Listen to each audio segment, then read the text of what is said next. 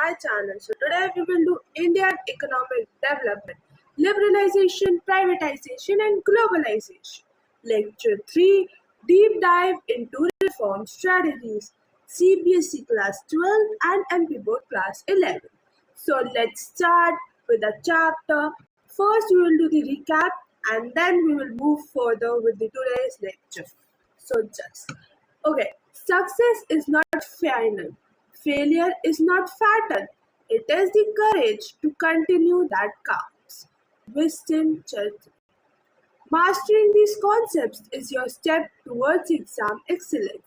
So let's start today's class with the recap, revision of the previous things, and then starting from today's lecture. So, where we stand, a recap. Quick review of the 1991 economic emergency. So let's start. Recap the crisis of 1991. Forex collapse हमने देखा था reserves dropped so low that India could only pay for 50 days of import. हमने देखा था कि India के पास मतलब 1991 में क्राइसिस हो गए थे पॉवर्टी के कारण, जो प्राइवेट गवर्नमेंट सेक्टर थी वो लॉस, मतलब जो इंडस्ट्रीज थी वो लॉस में जा रही थी और मतलब ऐसी चीज़ें हो रही थी. अपने पास फॉरेन रिजर्व सिर्फ 15 डेज तक था. 15 डेज तक हम इंपोर्ट एक्सपोर्ट कर सकते. इंपोर्ट एक्सपोर्ट था नहीं, इसलिए हमारे पॉवर्टी बहुत थी, लोग काम नहीं कर रहे थे, तो इसलिए फिर सिर्फ हमारे पास 15 डेज का इंपोर्ट रह गया था. मतलब कि हम बाहर से ज़्यादा मंगवाते थे. हमने जैसे पहले पढ़ा था कि ये हमने बताया था कि 15 डेज का इंपोर्ट है सिर्फ अपने पास. ठीक है, तो 15 डेज. ठीक है, तो फिर हम आते हैं अपने पास गोल्ड प्लेज में to pay interest on debt 47 tons of gold were pledged off to the Bank of England. High inflation, prices rose by over 16%, hurting the common man. Loan conditions, IMF, World Bank offered $7 billion conditional on opening the economy. तो हमने ये सब just ये revision है कि क्या हुआ था जब हमारे 1991 के क्राइसिस हुए थे. तो जो 1991 के जो क्राइसिस थे वो किसके कारण? पॉवर्टी, इंपोर्ट एक्सपोर्ट, और जो गवर्नमेंट सेक्टर ने जो शेड्यूल सी दी थी उसमें लाइसेंस लगा. जो शेड्यूल सी जो रेस्ट इंडस्ट्री जो हमें दी थी, पब्लिक सेक्टर को दी थी, जो वो उसमें उन्होंने लाइसेंस लगवा दिया. उन्होंने बोला कि लाइसेंस किस चीज़ पे लगवा दिया कि अगर आपको इसको एक्सपैंड करना है या कुछ न्यू पॉलिसी इंट्रोड्यूस करनी है या कुछ आपको ट्रेड करना है, तो आपको अगर ट्रेड करना है या कुछ ऐसा करना है या अपनी इंडस्ट्री और एक्सपैंड करनी है तो आपको लाइसेंस की ज़रूरत पड़ेगी. तो इसलिए ज़्यादातर सेक्टर जो इंडस्ट्रीज थी वो गवर्नमेंट के पास ही थी और वो लॉस में जा रही थी, लॉस मेकिंग में. एक ही थी जो लॉस मेकिंग में नहीं जा रही थी, दैट वाज LIC. ठीक है, अब क्या हुआ, ये सारी चीज़ें थी. अब हम डेप्ट में फंस गए थे. हमने सारी जगह से लोन लेकर और वो लोन हमने फालतू चीज़ों पर खर्च किया, लोगों के खाने पर खर्च किया. अब लोग काम नहीं कर रहे थे पर भी खाना तो मिलना चाहिए, नो प्रॉब्लम, पर उनकी इंडस्ट्रीज पे काम करो, इंडस्ट्रीज बनाओ. जो आपने जो शेड्यूल भी कर रहा है वो सब पब्लिक सेक्टर को, तो पब्लिक आपको प्रॉफिट कमा कर देगी. ये करो, ना कि खुद के पास सब रखो, है ना.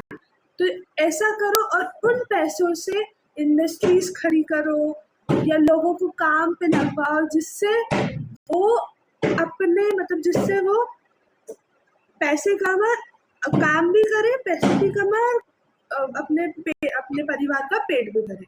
ठीक है, तो उनको ये था. तो जो उस समय के फाइनेंस मिनिस्टर थे डॉक्टर मनमोहन सिंह, वो आए. उन्होंने बहुत अच्छी तरीके से IMF वर्ल्ड बैंक उन्होंने लिया ऑफर. उन्होंने वर्ल्ड बैंक से लोन लिया $7 बिलियन का. और वर्ल्ड बैंक ने एक इतनी अच्छी कंडीशन रखी, उससे हमारा देश पूरा अच्छा हो गया। मतलब अच्छा इन द सेंस कि हाँ, क्या हो गया था, देखो हमारा जो देश था उसमें नो वर्क था, कोई काम नहीं कर रहा था, सब ऐसे थे। तो क्या किया, ये जो इन्होंने क्या क्या कंडीशन रखी कि ओपन इट्स इकोनॉमी, जो गवर्नमेंट रिड्यूस थी, जो शेड्यूल सी बना के रखा, सब काम का रिड्यूस करो। गवर्नमेंट के पास मैक्सिमम 2 से 3 का वो होनी चाहिए इंडस्ट्रीज। मतलब ये बोला नहीं, मतलब सॉरी मैं अपना पैसे से बोलूँ, ठीक है। तो पहला उन्होंने बोला कि इकोनॉमी को ओपन करो, इम्पोर्ट एक्सपोर्ट होने दो, ट्रेड इम्पोर्ट एक्सपोर्ट होने दो। और ये दूसरा, और तीसरा कि कट दी गवर्नमेंट, मतलब गवर्नमेंट का जो भी इंडस्ट्रीज से काम है ना उसको कट कर दो, मतलब कि पब्लिक को दो, पब्लिक काम करेगा उसमें, पब्लिक कमाएगी और पब्लिक अपने बीवी बच्चों का पेट पालेगी, ठीक है। तो उसने ये बोला, उसने लिबरलाइजेशन, ग्लोबलाइजेशन और प्राइवेटाइजेशन बोला कि इसको चालू करो, तभी हम आपको, अगर इस कंडीशन को आप फुलफिल करते हो, इस कंडीशन को करते हो, तभी आपको $7 बिलियन का लोन मिलेगा, ठीक है। तो डॉक्टर मनमोहन सिंह ने बोला हाँ हम करेंगे। तो जब ये सब स्टार्ट हुआ, इकोनॉमी ओपन हुई, पब्लिक सेक्टर को इंडस्ट्रीज दी गई, लाइसेंस राज खत्म हो गया। बस 5 इंडस्ट्रीज में अभी भी लाइसेंस राज है, क्योंकि वो बहुत डेंजरस हैजार्डियस है टू आवर लाइफ, इसलिए उसमें लाइसेंस है, ठीक है। फिर उसके बाद ट्रेड इम्पोर्ट एक्सपोर्ट होने लगा। जितना हम मंगवा रहे थे उतना हम मतलब जितना हम बाहर से मंगवा रहे थे उतना हम बाहर को दे भी रहे थे। तो मतलब अच्छे से इम्पोर्ट एक्सपोर्ट हुआ, सब अच्छे से चला। तो उससे हमारी इंडस्ट्रीज को बहुत, मतलब इंडस्ट्रीज बढ़ी, प्रॉफिट कमाया, मतलब बहुत। और जो मैं 5 उसकी बात कर रही हूँ, जिसके पास लाइसेंस है अभी भी, अल्कोहल, सिगरेट, जो तंबाकू और वो सब, अल्कोहल, सिगरेट, और किसके पास, मतलब 5 इंडस्ट्रीज का। डिफेंस के पास अभी भी लाइसेंस है। फिर वो है एक्सप्लोजन, कुछ एक्सप्लोजन, और जब मैंने इसमें लिखा है शायद रिफॉर्म स्ट्रैटेजी, ये है। फिर उसके बाद अबॉलिशन, हाँ एक्चुअली तो है फार्मेसी, ठीक है। कुछ इंडस्ट्रीज के पास अभी भी लाइसेंस है, ठीक है। तो वो क्या क्या है, पहला तंबाकू, जो तंबाकू वो है, पहला तंबाकू, फिर अल्कोहल, फिर उसके बाद डिफेंस एक्सपेंडिचर, डिफेंस, पहला है अल्कोहल, फिर तंबाकू, फिर aerospace and defence expenditure, drugs, और 5वां आई थिंक सो एक्सप्लोजन, कौन सा एक्सप्लोजन था, बॉम्ब एक्सप्लोजन, हाँ इंडस्ट्रियल एक्सप्लोजन, ठीक है। तो इन 5 इंडस्ट्रीज के पास अभी भी लाइसेंस है। क्या क्या, अल्कोहल, तंबाकू, defence sorry industrial exploration, industrial explosion, sorry wait for a minute, मैं वो भूल गई। पहला है अल्कोहल, दूसरा है सिगरेट या तंबाकू, तीसरा इंडस्ट्रियल एक्सप्लोजन, फिर चौथा है एरोस्पेस एंड डिफेंस एक्सपेंडिचर, 5वां है ड्रग्स, ठीक है। तो इन 5 जो इंडस्ट्रीज के पास अभी भी लाइसेंस है, अगर ये इन चीज़ों को बनाएंगे तो इनको लाइसेंस की ज़रूरत पड़ेगी, ठीक है। फिर हम पढ़ते हैं the reform strategy, NEP 1991। Reform strategy में क्या होता है, stabilisation measures and structural measures. Stabilisation measures मैंने आपको बताया थे, जो long term measures, short term measures होता है। स्टेबलाइज, स्टेबल, जो शॉर्ट टर्म में स्टेबल हो जाते हैं, तो stabilisation measures, short term goals. और स्ट्रक्चरल मेजर्स मतलब लॉन्ग टर्म गोल्स, मतलब कभी ना कभी तो होगा। तो short term goals, correcting the balance of payments, मतलब जो BOP, balance of payment, efficient balance of payment, उसको देखता है। And controlling inflation quickly, there were immediate care for the economy के लिए इमीडिएट केयर करनी थी, इसलिए स्टेबलाइजेशन मेजर मतलब शॉर्ट टर्म गोल्स लाए गए। अब लॉन्ग टर्म मतलब कभी ना कभी तो होगा, तो जब एलपीजी जो अपने वर्ल्ड बैंक ने डॉक्टर मनमोहन सिंह से बोला था कि $7 बिलियन आपको तब मिलेंगे जब आप ये तीनों कंडीशन मानोगे, लिबरलाइजेशन, ग्लोबलाइजेशन और प्राइवेटाइजेशन। ये तीनों चीजें मानोगे तभी क्या, तभी आपको $7 बिलियन का लोन मिलेगा। तो the structure measures long term goals, improving efficiency and, ये इम्प्रूव कर रहा है एफिशिएंसी एंड इंक्रीजिंग कॉम्पिटिटिवनेस। जो मना हो रहा था ना, जब जो 1991 के क्राइसिस में हम इम्पोर्ट एक्सपोर्ट नहीं कर रहे थे, तो कंपटीशन बढ़ गया बाय रिमूविंग रिजिडिटीज को रिमूव कर दिया। दिस लेट, मतलब कि जो हार्शनेस थी, जो कि नहीं ट्रेड नहीं होगा, कुछ नहीं होगा, तो वो उनको हटाकर, उन बैरियर्स को हटाकर इन्होंने ट्रेड भी स्टार्ट करवाया, इकोनॉमी को भी खोला, और अपनी इकोनॉमी को भी खोला, ट्रेड भी स्टार्ट करवाया, ट्रेड बैरियर्स रिड्यूस किए, और गवर्नमेंट को बोला कि गवर्नमेंट अपनी, मतलब गवर्नमेंट के पास इंडस्ट्रीज रहेंगी पर थोड़ी सी रहेंगी, पब्लिक सेक्टर के पास ज़्यादा इंडस्ट्रीज रहेंगी, ठीक है। तो इसलिए स्टेबलाइजेशन मेजर्स मतलब शॉर्ट टर्म गोल्स, और स्ट्रक्चरल मेजर्स मतलब लॉन्ग टर्म गोल्स, ठीक है। शॉर्ट टर्म मतलब BOP, balance of payment and controlling inflation. Inflation जो होता रहता है इकोनॉमी में, उसको, ऐसे जो इन्फ्लेशन होता रहता है उसको कंट्रोल करना। There was an immediate care for the economy के लिए immediate care of structural measures में लॉन्ग टर्म गोल रहता है, कभी ना कभी तो होगा, तो इम्प्रूविंग एफिशिएंसी को तो इम्प्रूव करेंगे, फिर वो कभी ना कभी तो हो ही जाएगा। तो improving efficiency, increasing competitiveness by removing rigidities, this led to LPG, liberalisation, privatisation and globalisation. Clear? Okay. So liberalisation, industrial sector में अबॉलिशन ऑफ लाइसेंस हो गया था, लाइसेंस राज अबॉलिश हो गया था। ओनली 5 इंडस्ट्रीज में अभी भी लाइसेंस है, वो आपको पता है कौन कौन सी है? अल्कोहल, तंबाकू, इंडस्ट्रियल एक्सप्लोजन और कौन सी है? कमेंट में लिखो जल्दी। इंडस्ट्रियल एक्सप्लोजन और एरोस्पेस एंड डिफेंस एक्सपेंडिचर और ड्रग्स, ठीक है। फिर आता है अपना फ्री, ठीक है, most industries were freed from licence Raj, no prior permission needed to start most business. पहले परमिशन लेनी पड़ती थी, लाइसेंस लेना पड़ता था, तभी हम स्टार्ट करते थे, तभी हम एक्सपैंड कर पाते थे। कभी अगर हमको न्यू पॉलिसी भी निकालवानी है तो भी हमें लाइसेंस लेना पड़ता था, ठीक है। Freedom of expansion, firms can now expand their production capacity or diversity into new products without complex permits. पहले इसके लिए भी परमिट लेना पड़ता था, अगर हमें किसी से जुड़ना है, किसी के साथ कंपेयर, मतलब किसी के साथ मिलना है, किसी को शेयर करना है, उसके साथ काम करना है, तो हमें लाइसेंस लेना पड़ता है। तो लाइसेंस राज हट चुका है कम्प्लीटली, बस ये 5 इंडस्ट्रीज में लाइसेंस राज। फिर मार्केट प्राइसिंग में prices of goods are new determined by market forces, demand and supply, not the government. अब जो मार्केट प्राइसिंग है, मार्केट प्राइस भी खुद मार्केट ही डिसाइड कर रहा है, गवर्नमेंट नहीं डिसाइड कर रही कि आपको इतने प्राइस में ये बेचना, इतने प्राइस में ये बेचना, नहीं, अब वो मार्केट ही डिसाइड कर रहा है। Import of capital goods, modern machinery can be imported easily to improve production quality.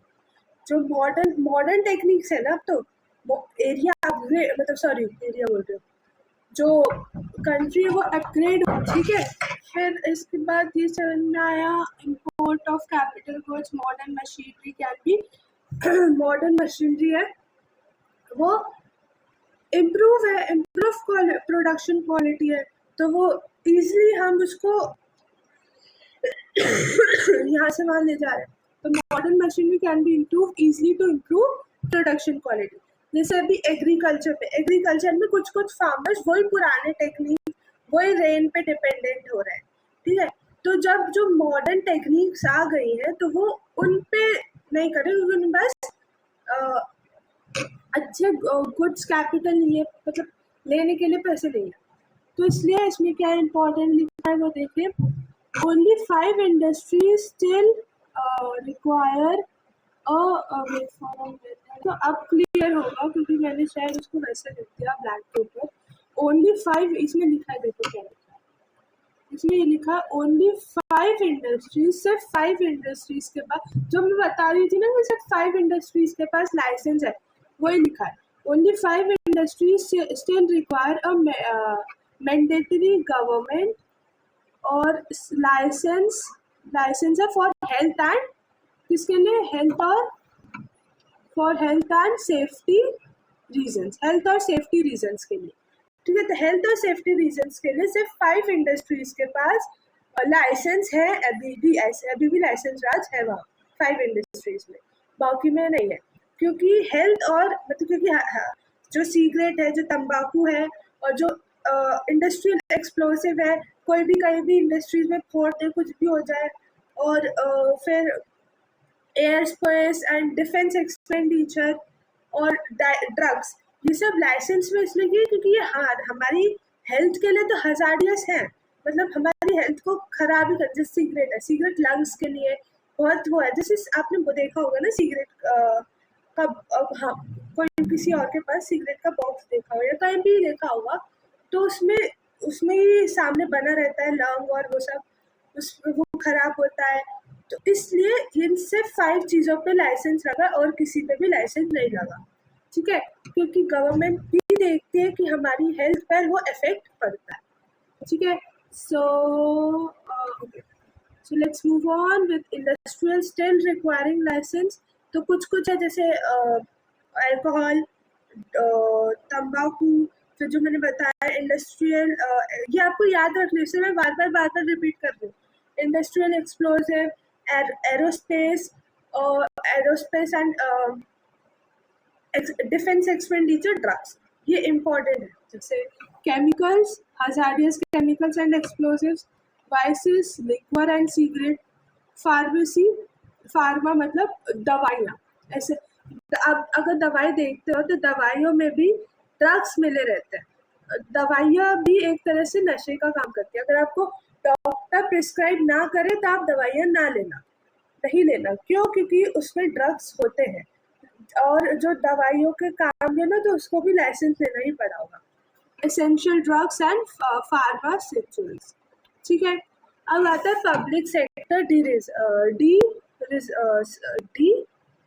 Reservation, 2 sectors reserve. अब जो उसके पास गवर्नमेंट के पास 3 रिजर्व्ड सेक्टर्स है, 2 नहीं 3 है, 3 है। एक तो एटॉमिक एनर्जी, ठीक है, एक तो एटॉमिक एनर्जी, दूसरी रेलवेज और तीसरी है डिफेंस एक्सपेंडिचर भी, डिफेंस ही लिखा है ना, ये ऐसा है ना,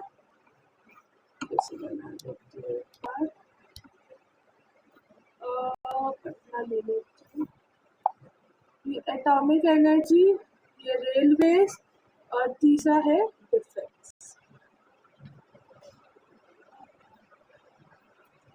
ठीक है। तो 3 चीजें जो गवर्नमेंट के पास है, एटॉमिक एनर्जी तो है ही, रेलवेज और डिफेंस, ये तीनों चीजें गवर्नमेंट के पास है, मतलब जो सेक्टर्स है वो रिजर्व है गवर्नमेंट के पास, ठीक है। इसमें 2 नहीं आएगा, ठीक है, इसमें 2 नहीं आएगा, इसमें 3 आएगा, ठीक है। Opening to private sector, previously 70 में जो हमने देखा था ना, हाँ माँ, ठीक है, इतना समझ में आया था। फिर हमने देखा था कि फिर हमने देखा एटॉमिक एनर्जी, हाँ मैं आपको ये बता दी थी,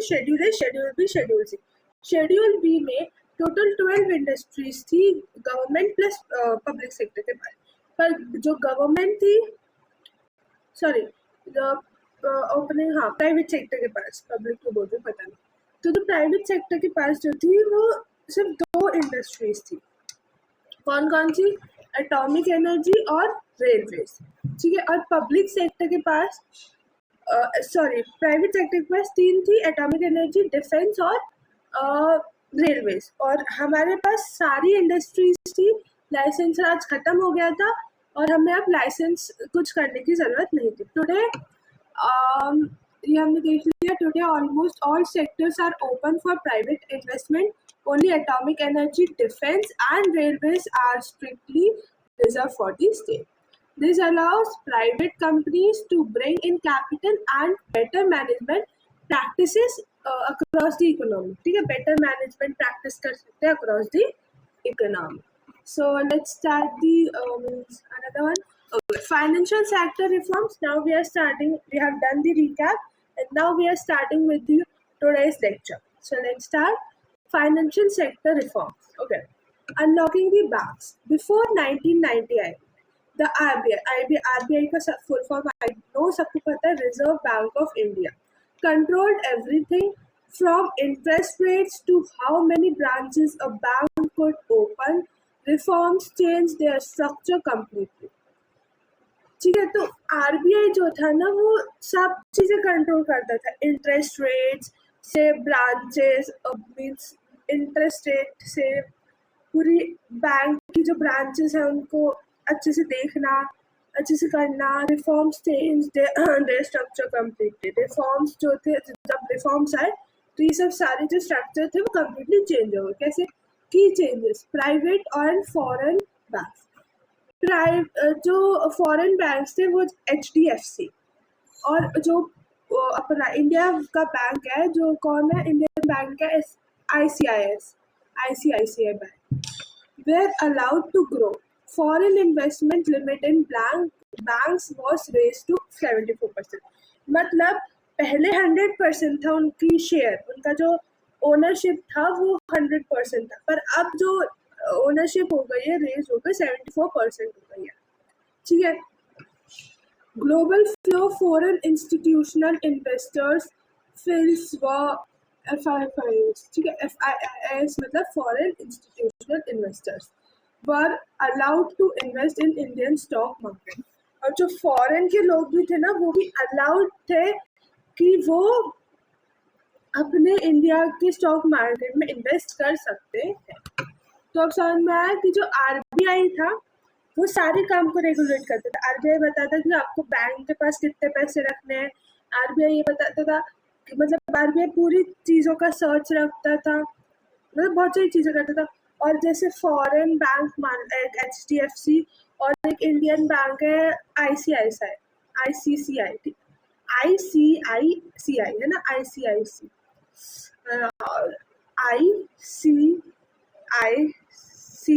ठीक है, ICICI वाला जो इंडियन बैंक है, जब इनकी ओनरशिप पहले 100% थी, अब इसको रेस करवा के कितनी परसेंट कर दी? इनको रेस करवा कर उन्होंने कर दी 74%. ठीक है. अब आता है आरबीआई ट्रांसफॉर्मेशन ऑफ रोड. अब आरबीआई पहले देखता था कि कितने पैसे रखने हैं, कितने ब्रांचेस खोलने हैं, पूरी ब्रांचेस पे उनकी उसकी आय रहती थी. अब आरबीआई को रेगुलेटर से फैसिलिटेटर बना दिया. मतलब रेगुलेटर से जब वो मतलब काम करता था, वो कंट्रोल करता था सारी ब्रांचेस को, सब देखता था, उसका सब चीज़ें देखता था, पर अब उसको हेल्पर के रूप में उसको बना दिया. देखो, from regulator before reforms RBI strictly control. जब ये रिफॉर्म आया ना कि रेगुलेटर से फैसिलिटेटर, मतलब अब जो पहले जो अच्छा वो बताता था वो नहीं करेगा, अब सिर्फ वो हेल्प करेगा. तो before reforms RBI strictly control दी बैंकिंग सिस्टम. जब ये रिफॉर्म्स आए तो उससे पहले ही वो बैंकिंग सिस्टम को अच्छे से कंट्रोल करता था. It decided fixed interest rate. मैंने आपको बताया कि वो डिसाइड करता था फिक्स्ड इंटरेस्ट रेट, किसको कितने, किस बैंक को कितने पैसे रखने हैं, उस बैंक को कितने पैसे रखने हैं वो. ठीक है. Fixed interest rate and branch expansion, leaving no room for market competition. कोई ऐसा नहीं छोड़ता था कि मार्केट कॉम्पिटिशन, कुछ नहीं छोड़ता था, सब अपने उसमें कंट्रोल में रखता था. पर अब आरबीआई को क्या बता दिया? हेल्पर बना दिया, फैसिलिटेटर बना दिया. Now RBI helps and supervises banks have autonomy, means freedom. autonomy मतलब freedom. मतलब आरबीआई को पहले इतनी फ्रीडम नहीं थी, क्योंकि पहले उसको सब देखना था, सब पे चेक रखने थे, चेक्स एंड बैलेंस करने थे, सब पे सब करना था. पर अब उसको फ्रीडम मिल गई, थोड़ी सी फ्रीडम मिल गई, ऑटोनॉमी मिल गई. वो रेगुलेटर से फैसिलिटेटर बन गया. तो नाउ आरबीआई हेल्प्स एंड मतलब सिर्फ सुपरवाइज करता है, कुछ बताता नहीं है कि ऐसे करो ऐसे करो ऐसे करो, सिर्फ वो देखता है ऊपर से, सुपरवाइज करता है। Banks have autonomy to decide. अब जो बैंक के पास जैसे पहले बैंक के पास फ्रीडम नहीं थी, वो आरबीआई डिसाइड करता था कि इतने पैसे उसको अपने पास रखने, इतने पैसे इंटरेस्ट रेट होगा, इतना मार्केट डिमांड है, सब ये सब आरबीआई डिसाइड कर देता है। पर आरबीआई फैसिलिटेटर, मतलब सिर्फ सुपरवाइज करता है, सिर्फ हेल्प करता है। तो अब बैंक को भी ऑटोनॉमी मिल गई है कि to decide interest rate based on market demand कितनी है तो उसके बेस पे इंटरेस्ट रेट वो बनाए। RBI now focuses on maintaining stability and liquidity, मतलब अब वो फोकस कर रहा है इसकी स्टेबिलिटी और लिक्विडिटी हो बस, क्योंकि उसको रेगुलेटर से फैसिलिटेटर पे शिफ्ट कर दिया। मतलब जब पहले वो सबको कंट्रोल की पर चेक सब रखता था, पर अब वो सिर्फ हेल्पर के सिर्फ सुपरवाइज करेगा, ऊपर हेल्पर के रूप में वो है। ठीक है, अब आता है fiscal policy tax reforms. FISC, reduction in rates, high tax rates encourage evasion. Post reforms, personal income tax rates were reduced to encourage voluntary compliance. So simplification, the tax filing procedure were made simpler and more digital to help people pay easily. Corporate tax on company profits was also lowered to make Indian firms competitive with global rivals. फिर broadening the base by lowering rates and simplifying laws, more people came under the tax need. ठीक है, तो आपने अगर देखो, अगर आपने fiscal policy मतलब कि फिस्कल पॉलिसी मतलब हाँ, फिस्कल पॉलिसी जो होती है ना, वो गवर्नमेंट की पॉलिसी होती है। गवर्नमेंट ने पॉलिसी निकाली होती है, तो वो गवर्नमेंट के एक्सपेंडिचर को भी देखती है और गवर्नमेंट के रेवेन्यू, मतलब जो गवर्नमेंट को रेवेन्यू मिलता है ना, जो हम जो टैक्स देते हैं, टैक्स भरते हैं, तो उससे गवर्नमेंट को रेवेन्यू मिलता है। तो उससे जो गवर्नमेंट को रेवेन्यू मिलता है, तो जो रेवेन्यू मिलता है वो भी देखता है ये fiscal policy. So fiscal policy refers to the government, it is the government policy and it's take care of government expenditure and government revenue जैसे टैक्स। ठीक है, तो इसमें लिखा reduction in rates, high tax rates encourage evasion. ठीक है, तो post reforms personal income tax rates were reduce to encourage voluntary complication.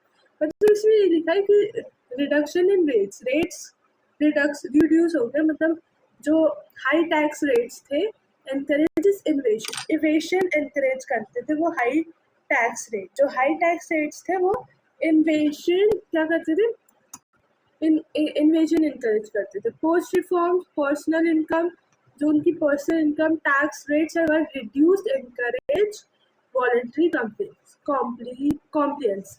Simplification, इसको सिंप्लीफाई किया गया, जो टैक्स फाइलिंग प्रोसीजर होता है, बहुत टैक्स फाइलिंग प्रोसीजर होता है, आधार कार्ड लाओ, ये लाओ, फिर प्रिंट आउट इसका निकालो, उसका निकालो, फिर इसको साइन करो, इससे अच्छा टैक्स पे ही ना करे। तो इसको उसने और सिंप्लीफाई किया और सही किया कि लोग अच्छे से कर लें। The tax filing procedure were made simpler and more digital to help people pay easily. Corporate tax, ये corporate tax on company profit, जब कंपनी प्रॉफिट करती है तो टैक्स उसको कंपनी को देना ही पड़ता है। तो was also lower to make Indian firms competitive with global rivals. फिर ब्रॉडरिंग दी बेस, मतलब बेस को और बड़ा करना, ब्रॉडरिंग दी बेस, तो ब्रॉडरिंग दी बेस में bye lowering rates and rates lower करती है, सिंप्लीफाई करती है टैक्सेस को, and more people came under the tax net. मतलब जब से मतलब अब हमने जो टैक्स देते हैं ना उसको भी, उसका प्रोसीजर भी सिंपलर कर दिया और प्राइसेस भी कम कर दिए, तो अब लोग छुपाएंगे कम, है ना, लोग छुपाएंगे कम और फिर बताएंगे कि हाँ मेरे को इतना इनकम है मेरी, तो मतलब बताएंगे, छुपाएंगे कम और बताएंगे ज़्यादा। मतलब कि जैसे अगर प्राइस हाई होते तो लोग छुपाते ज़्यादा, है ना। और कि हमारे पास तो इतना पैसा, तो लोग बताते थोड़ी, छुपाएंगे ऑब्वियसली। अगर टैक्स बढ़ा दिया तो उनके हाथ में क्या बचेगा, अंडा बचेगा। तो इसलिए अगर टैक्स का प्रोसीजर सिंप्लीफाई हो जाएगा, प्राइजेस कम हो जाएंगी, तो लोग छुपाना ही बंद कर देंगे। अंडरस्टूड। नाउ अंडरस्टैंडिंग टैक्सेस, ये जिसके अंदर फिस्कल टैक्स के अंदर इनडायरेक्ट टैक्स और डायरेक्ट टैक्स आता है। इनडायरेक्ट टैक्स मतलब इसमें डिफरेंशिएट आता है इनडायरेक्ट टैक्स, इनडायरेक्ट और डायरेक्ट टैक्स। मैं आपको बताती हूँ। डायरेक्ट टैक्स मतलब कि फॉर एग्जाम्पल मैं, ठीक है, मैं कमा रही, ठीक है, मैं कमा रही, तो जो देखो, मैं आपको बताती हूँ, एग्जाम्पल दे दूँ। Imposition, impose on income and wealth of individuals और कॉर्पोरेट्स। मतलब कि अगर मैं गई, कहाँ गई मैं, हाँ, मैं कमा रही हूँ, ठीक है, मैं कमा रही हूँ, और अगर मेरा घर है और मुझे बिजली का बिल भरना है, तो या तो मेरी मम्मी भरेगी, या तो मेरे पापा भरेंगे, या तो तुम आप लोग भरोगे। कौन भरेगा ये मुझे बताओ। मम्मी भरेगी, पापा भरेंगे, या तुम लोग भरोगे, या मैं भरूंगी? कौन भरेगा?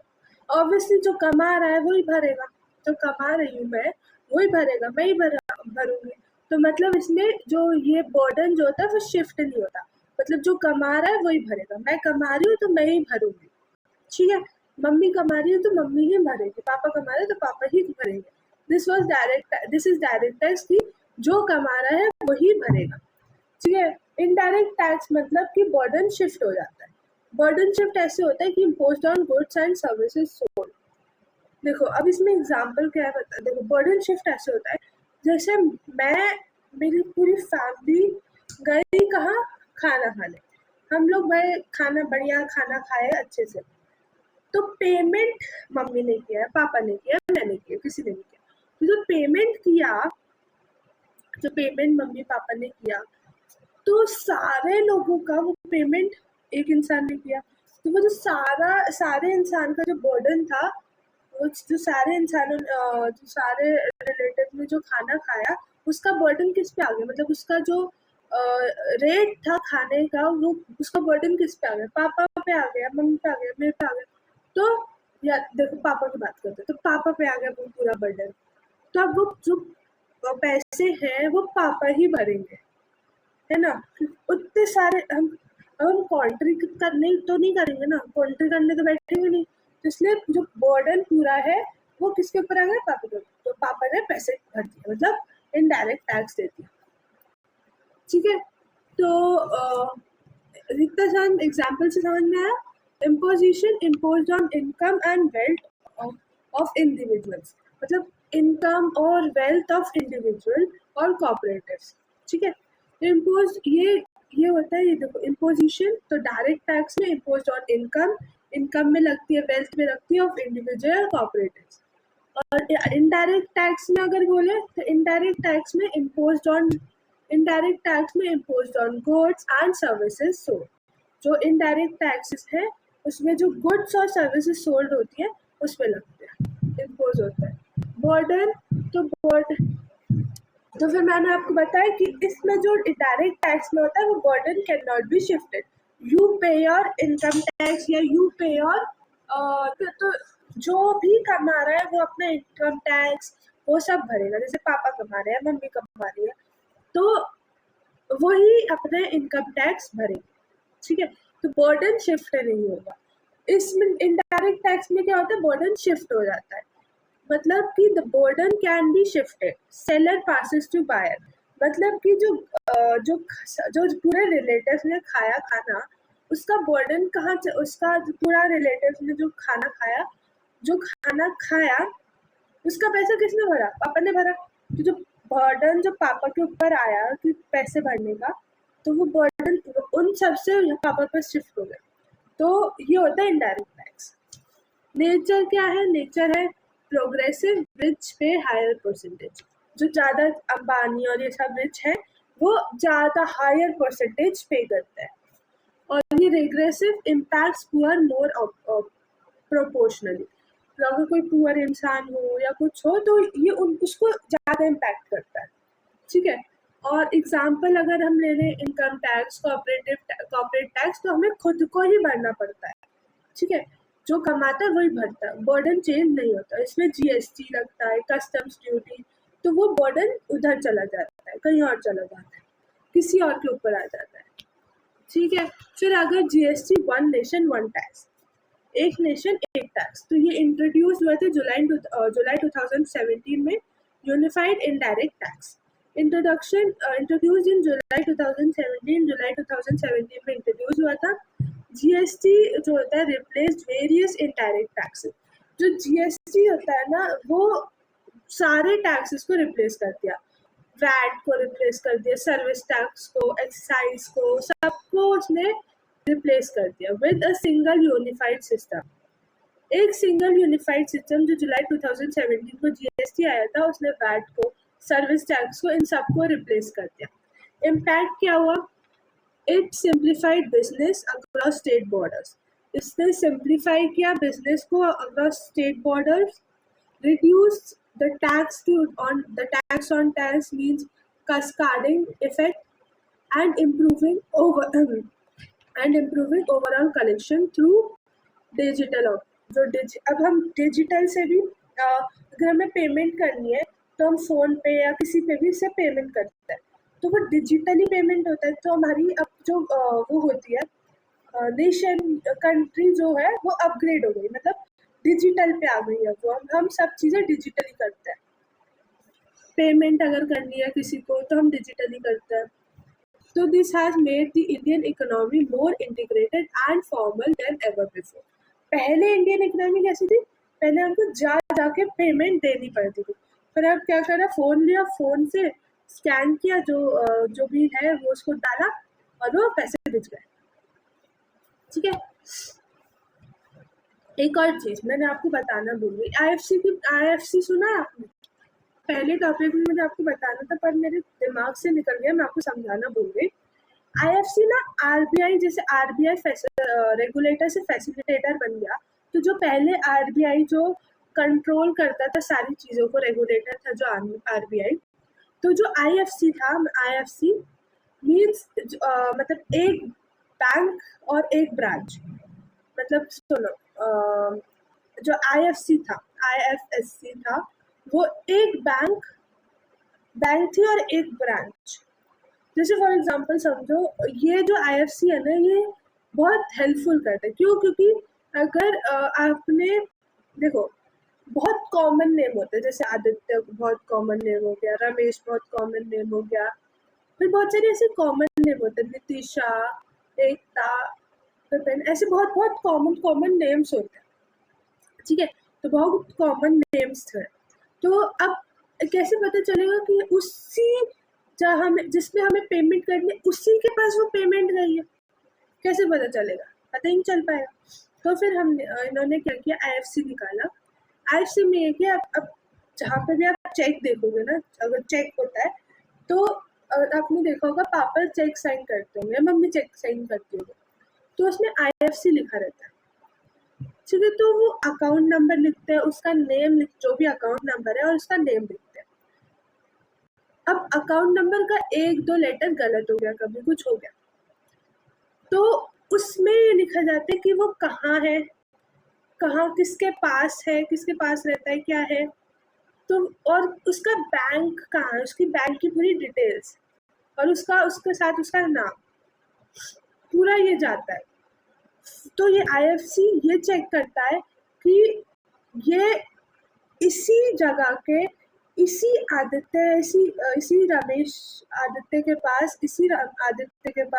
इसी बैंक में पैसा गया है। तो वो ये सिक्योरिटी चेक करता है कि अगर गलती से वो किसी और के पास चले गए तो मुसीबत हो जाएगी। तो इसलिए उसी जगह का बैंक है, उसी जगह की जो ब्रांच है, उसी में गया है ना वो पैसा, एक आदित्य है, उसी में उसी के अकाउंट में पैसा गया है ना, वो चेक करता है। मीन्स आईएफसी जो होता है वो डबल चेक करता है कि जो चेक में लिखा है कि इस ब्रांच मतलब इस बैंक का जो भी बैंक का नंबर, अकाउंट नेम और जो भी है, उस जो उसका नाम है आदित्य, जो भी है उसका नाम, उस पे साइन कर देता है। तो उसी चीज वो उसी जगह पे जो बैंक है वहां पे आदित्य नाम के व्यक्ति के पास गया है कि नहीं, तो ये आईएफएससी चेक करता है, मींस डबल चेक करता है, मींस मेक श्योर कि वो जो अमाउंट है वो राइट पर्सन के पास पहुंचा है कि नहीं। ठीक है, should get the money, means the it make sure कि the right person should get the money. Okay, so RBI ये करता है और फिर आरबीआई का रोल रिड्यूस किया जाता है रेगुलेटर से फैसिलिटेटर के पास, फिर हमने आगे पढ़ा। ठीक है, फिर आता है foreign trade and sector reforms. Foreign trade और सेक्टर रिफॉर्म में इम्पोर्ट एक्सपोर्ट abolition of, ये हमने पढ़ा था, abolition of licensing from imports except hazardous item, 5 hazardous items में अभी लाइसेंस राज चल रहा है। These allow easy access to global tech and goods, ये easy access देता है to global tech and goods। Rupee devaluation, rupee was devalued, rupee आया कब था 1991 में, to make Indian exports cheaper, जो इंडियन के जो एक्सपोर्ट्स है उसको चीप बनाने के लिए रूपी डिवैल्यूशन आया था। And more attractive in global markets, global markets में भी ये आया। फिर टैरिफ मतलब क्या होता है, टैक्स। टैरिफ मतलब टैक्स, ह्यूज इम्पोर्ट ड्यूटीज वर स्लैश्ड, मतलब हटा दी गई, जो ह्यूज इम्पोर्ट ड्यूटीज थी इसको हटा दी गई। दीज रिड्यूस डोमेस्टिक प्राइसेस कम हो गए एंड इम्प्रूव इंडस्ट्रियल एफिशिएंसीज भी इम्प्रूव हो गई। जो गवर्नमेंट के पास थी अब वो गवर्नमेंट के पास से हटकर सिर्फ 3 इंडस्ट्रीज गवर्नमेंट के पास है, अब वो गवर्नमेंट के पास हटकर 3 इंडस्ट्रीज कौन सी, एटॉमिक एनर्जी और डिफेंस और रेलवे, सिर्फ ये 3 गवर्नमेंट के पास है और बाकी सारे पब्लिक सेक्टर के पास है। Understood, let's move on the impact summary. अब इम्पैक्ट समरी बताऊंगी। 1991 इज द टर्निंग पॉइंट। हाँ, और एक और चीज बतानी थी कि जो सारे जो बैंक्स है ना, जितने भी आईसीआईसीआई जो बैंक है, और ये जो बैंक है ये 1991 के बाद ही शुरू है। अगर अब आप बोलोगे ये तो बहुत पुराना बैंक है, ये तो बहुत पुराना बैंक है, कब से चला आ रहा है, चला तो आ रहा है पर वो कमर्शियल बैंक था। मीन्स कमर्शियल बैंक 1991 के बाद बना। कमर्शियल बैंक मीन्स कि लोन देता भी है, मतलब लोन हमें देता भी है और पैसे लेता भी है। मतलब कि तब के जो बैंक्स थे ना, जब 1991 के पहले के जो बैंक्स थे, बिफोर 1991 के जो बैंक थे ना, जो बैंक्स थे 1991 से पहले, वो कमर्शियल बैंक नहीं थे। वो बैंक ऐसे थे जो वो बैंक ऐसे थे जो लोन तो लेते थे पर पैसे लोन तो देते थे पर पैसे स्टोर नहीं करते थे, पैसे देते नहीं थे। मतलब लोन, हम गए लोन लेने तो हमें अभी कुछ कोलैटरल रखना पड़ता है कि अगर आपने इसको जमा नहीं किया टाइम पे तो क्या करेंगे, तो हम रखते थे कुछ कि हाँ ये रख दिया, मतलब अगर हम टाइम पे जमा नहीं कर पाए तो इसे बेच के आप अपने पैसे लेते ना। ठीक है, तो उस टाइम ये सब नहीं चलता था, बस वो लोन लेते थे और काम बात खत्म। लोन लेते थे, कोई अगर हमें कोई जैसे पैसे बैंक में रखने हैं या पैसे बैंक में सेफ रखने हैं तो कुछ नहीं होता था। बैंक में पैसे थे ही नहीं, बस बैंक में पैसे थे निकालने के लिए, अगर लोन चाहिए तो लो, नहीं तो नहीं। ठीक है, अब पहले ऐसा था, अब कमर्शियल बैंक है मतलब लोन भी देते हैं और अपने पैसे को सेफ भी रखते हैं, इसको बोलते हैं कमर्शियल बैंक, जो 1991 के बाद था। ठीक है, so a transformed India, the reforms of 1991 were not just policy changes, they were a total overhaul of the Indian economy DNA. From a stagnant license heavy nation to dynamic, जो stagnant मतलब still, जो काम नहीं कर रहा था nation, licence के दबाव में कि लाइसेंस लेना पड़ेगा इसको करने के लिए, सब में इतना झंझट है तो इससे अच्छा काम मत करो। Market driven global player, India began its journey to becoming one of the world's largest economies. India जो है वर्ल्ड्स लार्जेस्ट इकोनॉमी है. Growth plus efficiency plus competitive spirit. India के पास ग्रोथ एफिशिएंसी भी है और कॉम्पिटिटिव स्पिरिट भी है. Competition करती है दूसरे कंट्रीज से इंडिया. ठीक है. अब so this much for today. So I will just give you the question answers and then just finish the class because I know the class is very lengthy today. क्योंकि मुझे पढ़ाना था आपको. 2 marks में क्या आएगा देखो. Board exam special question bank. Define liberalisation list industries where licence is mandatory. तो वो 5 इंडस्ट्रीज है जो लाइसेंस यहाँ पे मैंडेटरी है वो लिखना और लिबरलाइजेशन को अच्छे से डिफाइन करना. 3 मार्क्स में क्या आएगा. Distinguish between direct and indirect taxes. जो मैंने आपको बताया डायरेक्ट और इनडायरेक्ट टैक्सेस के बीच में डिस्टिंग्विश करना है. फिर explain the changes in the role of RBI. जो आरबीआई जो चेंज हो गया ना उसका रोल और रेगुलेटर से फैसिलिटेटर तक वो आपको समझाना है कैसे हुआ क्या हुआ. आईएफसी भी इसमें समझा देना तो अच्छे 4 मार्क्स मिल जाएंगे. 6 मार्क्स में discuss the industrial sector reforms introduce under the. जो एनईपी हुआ था ना एनईपी के अंदर 1991 में जो इंट्रोड्यूस हुआ था वो पढ़ाना. जो फर्स्ट स्लाइड में हमने पढ़ा था तो वो देखना है. फिर इधर क्या लिखा है मैंने गलत ही लिख के पता नहीं. तो watch till the end. I will be solving these questions in the next live session. So I will be solving these questions. तो वैसे तो मैंने आज के आंसर्स आपको हिंट के थ्रू दे दिए. ठीक है. तो आप इसको ट्राई करना कि आप इसको अपनी कॉपी में लिखो तो जिससे आपकी आंसर राइटिंग भी हो आपको याद भी हो और आपको समझ भी आए. ठीक है. तो all the best and any questions, any doubt, any of your doubt in the comment below. Don't forget to like, share and subscribe my channel. कोई भी doubt हो तो like in the comment section. Okay, so thank you for listening carefully. Thank you for paying attention. Bye everyone. पढ़ते रहिए, हंसते रहिए, खेलते रहिए और अच्छे से पढ़कर एग्जाम में टॉप करिए और मैं भी करूँ है ना. So all the best everyone. So I will meet in my next lecture. So bye for now. So bye everyone.